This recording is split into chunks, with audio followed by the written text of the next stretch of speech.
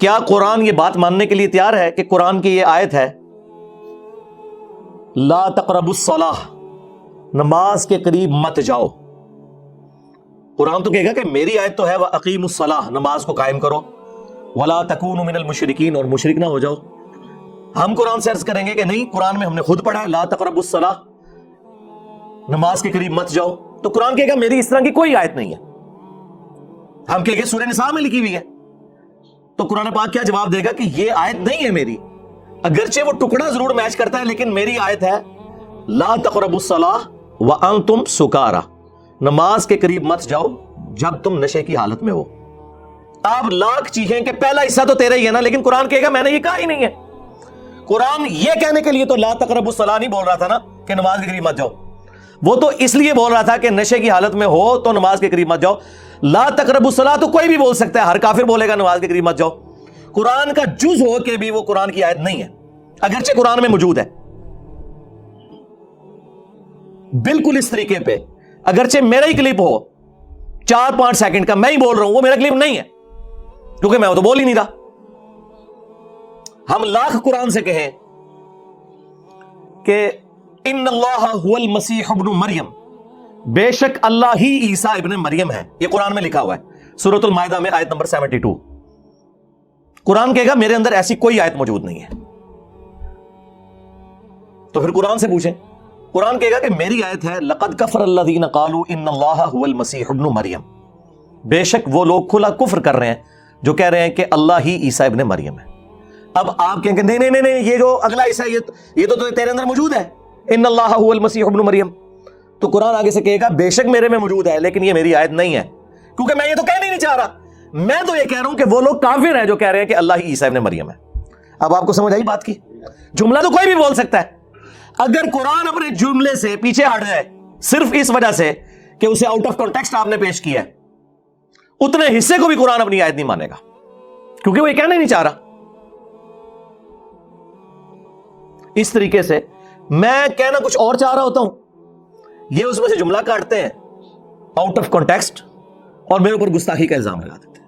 اور یہ یاد رکھیے گا، بسا اوقات میری 3 مختلف سٹیٹمنٹس بھی بیک وقت درست ہوتی ہیں، جس طرح قرآن میں ناسخ و منسوخ کے حوالے سے آیات ہے یا سچویشن کے اعتبار سے 3-4 مختلف جگہ پہ ایک ہی بات کو مختلف انداز میں بیان کیا جاتا ہے، وہ ساری اپنی جگہ جسٹیفائی ہوتی ہیں۔ وہ کوئی ہم سے پوچھے گا تو پھر ہم اسے بتائیں گے بھی یہ اس موقع پہ تھا، پھر یوں ہوا، پھر یوں ہوا، پھر یوں ہوا۔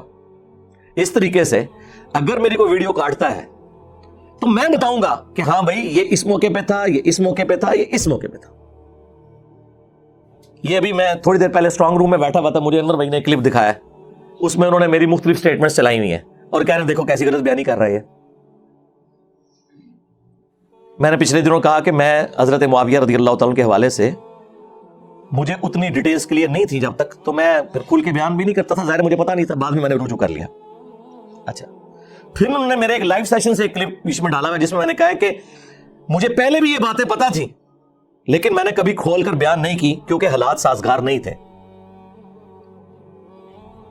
اور پھر ایک بہت پرانا کلپ جس میں اگرچہ اس میں میں کہہ رہا ہوں کہ ہم ان کی غلطیوں کو اجتہادی مانتے ہیں لیکن ہم اس کو ڈسکس نہیں کرتے۔ وہ کہتے ہیں چلو یہ پہلی اور آخری سٹیٹمنٹ تو میچ کر گئی، یہ درمیان میں جو کہہ رہا ہے مجھے پتا بھی تھا تب بھی میں نے بیان نہیں کیا، اور دوسری طرف کہہ رہا ہے مجھے پتا ہی نہیں تھا۔ جناب یہ ساری سٹیٹمنٹس اپنی جگہ درست ہے، یہ فیز ہے، مختلف فیزز ہے۔ پتا چلنے کے فوراً بعد ریکارڈنگ نہیں کروا دی، حالات و واقعات کا انتظار کیا، اور جب میرے اوپر پریشر آیا تو پھر میں نے وہ ویڈیو ریکارڈ کروائی حضرت معاویہ رضی اللہ تعالیٰ عنہ 15 اہل سنت کے اماموں کی روشنی میں۔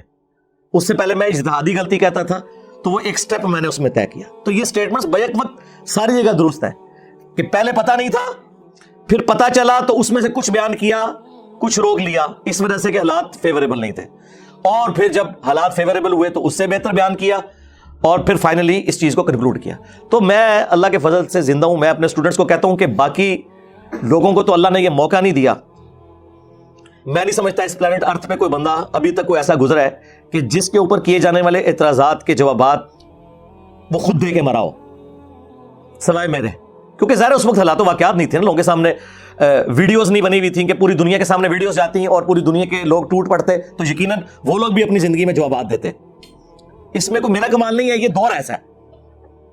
لیکن پوری دنیا کے علماء اور ان کے فرقے اسلام کی خدمت یہ سمجھ رہے ہیں کہ مرنے سے پہلے ایک کلپ انہوں نے میرے خلاف ضرور بنانا ہے. لہٰذا مجھے یہ ایج حاصل ہے کہ دنیا میں اللہ کے فضل سے میں وہ خوش نصیب انسان ہوں کہ پوری دنیا جس کی آخرت کی فکر میں لگی ہوئی ہے نا, وہ میں ہوں. کہ جی نے یہ غلط کہہ دیا, اس میں رجوع کرے, یہ غلط کہہ دیا, اس کے اوپر معافی مانگے, یہ گستاخی ہوگی معافی. اتنے زیادہ کیمرے میرے اوپر فٹ ہے, میرے اپنے اسٹوڈنٹس کے بھی, مخالفین کے بھی. لہٰذا مجھے اللہ نے زندگی میں موقع دیا ہے کہ میں اپنے اوپر ہونے والے ہر اعتراض کا جواب دے کے مروں, اور میں دے چکا ہوں الحمدللہ. انجینئر محمد علی مرزا اسٹوڈنٹس کی عدالت میں ریکارڈ ہوا, وہ تو لیٹسٹ پروگرام ہے کچھ عرصہ پہلے. اس سے پہلے بھی وقتاً فوقتاً جو چیزیں آئی وہ میں نے مجلس 50 میرا انٹرویو دیکھ لیں, اس میں میں نے جو ابھی اعتراضات آنے تھے ان کے بھی جوابات دیے ہیں. یہ بھی سعید اسد صاحب سے بات شروع ہوئی رحمہ اللہ تعالیٰ, تو انہوں نے اپنی وفات سے کچھ عرصہ پہلے ایک کلپ اپلوڈ کیا جس میں انہوں نے میرا کلپ چلایا, اور اس کلپ کے اندر کتنی کٹنگز ہیں ان کو خود نہیں خیال آیا کہ یار یہ بندہ اگر یہ بات کر رہا ہے تو کسی کانٹیکسٹ میں بات کی ہوگی. اور میں وہ حدیث صحیح بخاری سے بیان کر رہا ہوں, اور بخاری سے بھی بڑھ کے قرآن کی ایک آیت ہے. وہ اس بحث میں پڑھ گئے کہ قرآن کی یہ آیت جو ہے وہ مکی ہے, اور انجینئر صاحب جو حدیث بیان کر رہے ہیں وہ مدینہ شریف میں ہے,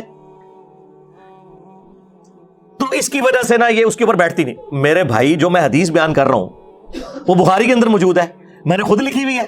اور دوسرا, یہ آپ کو کس نے کہہ دیا کہ مکی آیت اگر کوئی ہو وہ مدینے میں کوٹ نہیں ہو سکتی؟ قرآن کے عقائد تو یونیورسل ٹروتھ ہے, چاہے وہ مکے میں نازل ہو. 2/3 قرآن مکے میں نازل ہوا ہے توحید کے اوپر, تو کیا توحید کے اوپر جو گفتگو ہے وہ مدینے میں کوٹ نہیں ہوگی؟ مدینے میں آپ نے جتنی توحید بیان کرنی ہے مکی قرآن سے ہی بیان کرنی ہے. آج بھی جو توحید بیان کرنی ہے وہ مکی قرآن سے.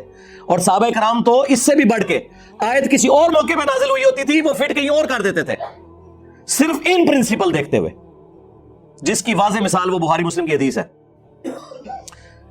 ایک عورت ابن مسعود کے پاس آئی رضی اللہ تعالیٰ عنہ, کم از کم وہ تابعیہ تو ہوگی, نہیں تو صحابیہ, اور کہا کہ میں نے سنا ہے کہ آپ یہ کہتے ہیں کہ قرآن میں اللہ نے لعنت فرمائی ہے ان عورتوں پر جو چہرے کے بال اکھاڑے, یہ یا دانتوں میں خوبصورت دکھنے کے لیے گیپ بنوائیں, یا گدوائیں, یہ ٹیٹو بنوائیں. تو ابن مسعود نے فرمایا کہ ہاں بالکل. تو اس نے کہا کہ میں نے تو پورا قرآن پڑھا ہے, مجھے تو قرآن میں کوئی ایسی آیت نہیں ملی. یقیناً قرآن میں ایسی کوئی آیت موجود ہی نہیں ہے. اور وہ عورت تو کہہ بھی سکتی تھی اس لیے کہ ظاہر قرآن تو اس وقت لوگ پڑھتے تھے, صرف اصال ثواب کا ذریعہ نہیں بنایا ہوا تھا. تو اس نے کہا قرآن میں تو کوئی ایسی آیت نہیں. تو ابن مسعود نے کہا تم نے قرآن میں نہیں یہ پڑھی سورۃ الحشر کی آیت, وما آتاکم الرسول فخذوہ وما نہاکم عنہ فانتہوا, جو رسول اللہ تمہیں دیں وہ لے لو, جس سے منع فرمائے اسے رک جاؤ. اور پھر کہا کہ رسول اللہ نے لعنت فرمائی ہے ان لوگوں کے اوپر, ان عورتوں پہ جو چہرے کے بال اکھاڑے, خوبصورت دکھنے کے لیے دانتوں میں گیپ بنوائیں یا ٹیٹو بنوائیں, گدوائیں. اچھا, اس صحابیہ نے آگے سے یہ نہیں کہا کہ یہ آیت تو مال غنیمت کے بارے میں تھی قرآن میں, آپ کو کس نے یہ اتھارٹی دی کہ اسے جنرلائز کر دیں؟ یہ سید احمد اسد صاحب کی بات کا میں جواب دے رہا ہوں. کاش ان لوگوں نے قرآن و حدیث ٹوٹیلٹی میں پڑھا ہوتا تو انہیں پتا ہوتا. اب یہ آج آگے باتیں کرتے ہیں انجینئر صاحب کے پاس اتنا علم کہاں سے آ گیا؟ میرے بھائی اس لیے کہ میرے پاس انجینئرنگ کی ڈگری ہے, میکینیکل انجینئرنگ کی, اور میں اپنی یونیورسٹیز کے ٹاپرز میں سے ہوں, آنرز کے ساتھ ڈگری کی ہوئی ہے. اس کے بعد میں نے اپنا انٹلیکٹ استعمال کیا قرآن و سنت کے اوپر. تو اللہ تعالیٰ نے یہ راہ میرے لیے کھولی ہیں, والذین جاہدوا فینا لنہدینہم سبلنا, جو لوگ ہماری راہ میں کوشش کریں گے ہم اپنی راہیں ان کے لیے کھول دیں گے. تو یہ حدیث بخاری مسلم دونوں میں تھی. اب اس عورت کا کام بنتا تھا کہ وہ کہتی کہ یہ آیت تو مال غنیمت کے بارے میں ہے, اس کا کیا لینا دینا اس معاملے کے ساتھ کہ آپ اسے ٹیٹو بنوانے کے اوپر اور ان چیزوں کے اوپر لگا دیں. انہیں پتا تھا یہ آیات جنرلائز ہوگی, جس طرح میں جنرلائز کرتا ہوں کہ سورہ بقرہ کی جو آیت ہے نا, وَلَا تُلْقُوا بِأَيْدِيكُمْ إِلَى التَّهْلُكَةِ, اپنے ہاتھوں سے اپنے آپ کو ہلاک مت کرو. یہ اسپیسیفکلی آیت تو قرآن میں ہے, جو لوگ اللہ کی راہ میں مال خرچ نہیں کرتے گویا اللہ تعالیٰ فرما رہا ہے تم اپنے آپ کو ہلاک کر رہے ہو. لیکن اسی آیت کے تحت دنیا کے تمام علماء سگریٹ پینے کو حرام قرار دیتے ہیں کہ وہ اپنی جان کو ہلاک کرنا ہے. تو بالکل درست ہے, قرآن کی آیات یونیورسل ٹروتھس ہے, جسے فٹ اسے گفٹ. تو وہ صحابیہ کہنے لگیں کہ حضرت آپ کی بیوی بھی یہ سب کچھ کرتی ہے. وہی بات کہ میں تھوڑا ایک کلپ تک ہے, اس زمانے میں کسی نے کلپ ابن مسعود کا بھی کاٹا ہوگا نا کہ ابن مسعود کی بیوی بھی وہ سارے کام کرتی ہے جو ابن مسعود لوگوں کو منع کرتے ہیں. ظاہر ہے سنی سنائی بات, تو ابن مسعود نے کوئی غصہ نہیں کھایا. انہوں نے کہا جاؤ میری بیوی کو دیکھ لو. وہ عورت اندر گئی, بخاری مسلم کے الفاظ ہیں, شرمندہ ہو کے باہر نکلی اور کہا کہ آپ کی بیوی میں تو ایسی کوئی بات نہیں ہے. وہ کلپ بھی کسی نے کاٹا ہوا تھا. تو ابن مسعود نے آگے سے ایک جملہ بولا, انہوں نے کہا کہ اگر میری بیوی یہ کرتی ہوتی تو ابن مسعود کی بیوی نہ ہوتی کہ رسول اللہ کی نافرمان ہو, کہ اللہ کے نبی تو لعنت فرمائے ایسی عورتوں پہ, اور میری بیوی ہو